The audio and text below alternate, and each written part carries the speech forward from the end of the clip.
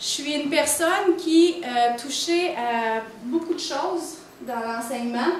Donc, c'est sûr que ma formation à la base, c'est une formation en orthopédagogie. Est-ce que ça va le débit? Est-ce que je parle trop vite? Ça va? OK. Ça va vite. À un moment donné, je vais peut-être ralentir, là, mais au début, ça va un peu plus vite.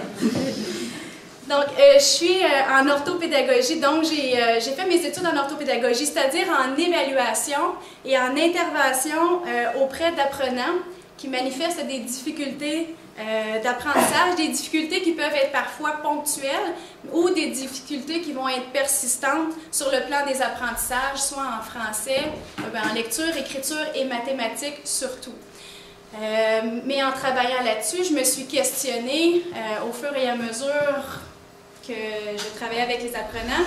Je me disais, ben c'est beau les stratégies d'apprentissage, mais il y a quelque chose que je ne comprenais pas au niveau de l'être humain. J'avais beau donner des stratégies d'apprentissage, lui dire quoi faire, pourtant c'était supposé d'être des bonnes stratégies, mais qu'est-ce qui faisait que l'apprenant me revenait quand même toujours... Bonjour. Qu'est-ce qui fait que l'apprenant me revenait toujours? Alors moi, je ne souhaitais pas que l'apprenant ait un abonnement en orthopédagogie. Je souhaitais le rendre responsable et autonome de ses apprentissages. Or, ce n'est pas ce qui se passait au début.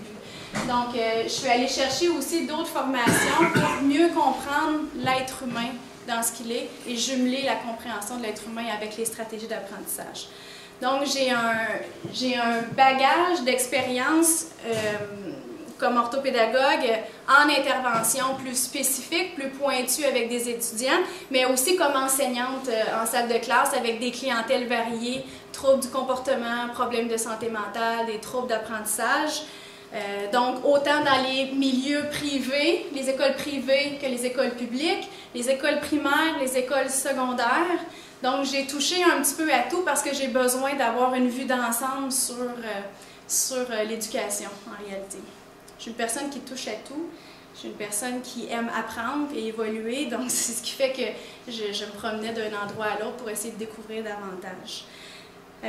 Donc, j'ai accompagné aussi les enseignants. Je travaille en accompagnement aussi des directions d'école au Québec dans la mise en place de pratiques collaboratives au sein de l'équipe enseignante pour échanger sur les pratiques pédagogiques et que tout le monde converge aussi dans le même sens pour la réussite des élèves.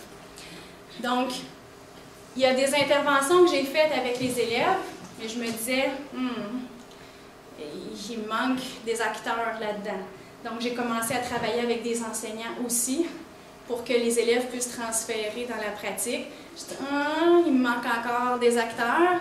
Donc, j'ai commencé à travailler aussi avec les parents, rencontrer les parents pour les aider à mieux comprendre leur enfant au niveau des stratégies. Puis ensuite, les directions d'école aussi, qui sont les personnes qui vont orienter les pratiques enseignantes aussi dans les établissements scolaires.